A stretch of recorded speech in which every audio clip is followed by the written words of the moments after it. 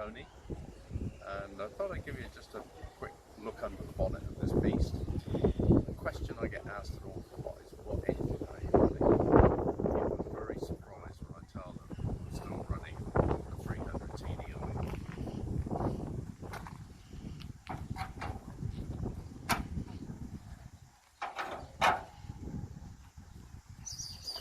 And there she is in all her glory. The best engine by far, I think, that Land Rover ever made. The 300 TDI is a bulletproof engine. It just goes on and on and on. It's very torquey, and most important of all, no fancy electronics. That was the prime concern when I decided to build this vehicle. I didn't want to be in the middle of Africa or somewhere in South America where something electrical goes wrong with the engine, a fault code appears, I've got no way of fixing it.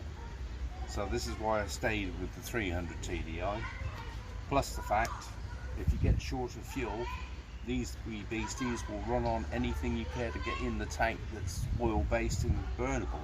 So cooking oil, kerosene, paraffin, diesel, or a mixture of all of them. It will just go on and on and on and never let you down. So 300 TDI for me is the far best engine. It's simple to work on, parts are available all over the world, and again I just wanted something that I could repair with a bag of a few spanners, hammer and some rusty nails, and we're back on the road again. So 300 TDI was my choice.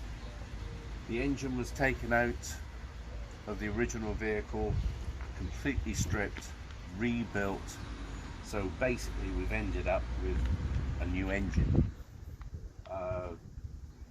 About 6-7 months ago we had a failure on the diesel pump, so I had to have a brand new diesel pump fitted, but apart from that, no problems whatsoever. So the replacement pump that we fitted, the problem we had with it, it had a raging fuel leak, but it wasn't coming from the throttle spindle where they normally leak. Now my pump decided it was going to leak between the two halves of the pump, which would have been a lot of work to take the pump off, strip it down, put a seal kit in. Then we still didn't know the calibration capabilities of the pump, so I decided no, we'd have a replacement pump, which I went up to John Craddock's and got the replacement pump. We got it put on, and lo and behold, no problems anymore. She's fuel tight. So that was the only downside that we've had with the engine. Hopefully now that's going to last us several years to come. The only other thing that we've stayed with on here is the viscous fan. The reason being, the good old viscous fan in there. I did fit an electric fan to the engine when I first rebuilt it.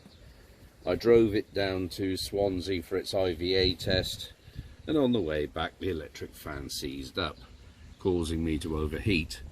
So I decided to go back to a good old system that always works.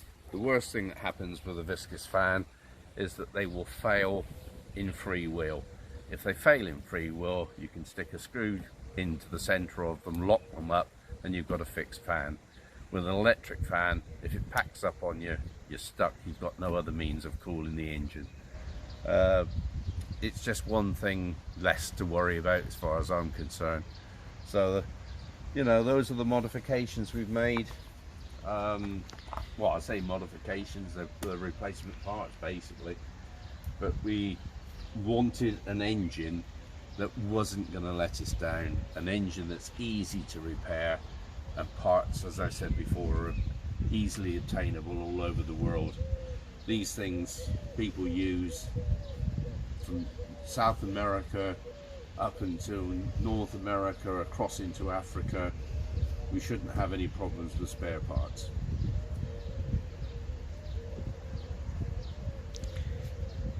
So I hope you like what you see in our little videos that we make. If you want to see more, then please go to our platforms on Facebook, Instagram and YouTube.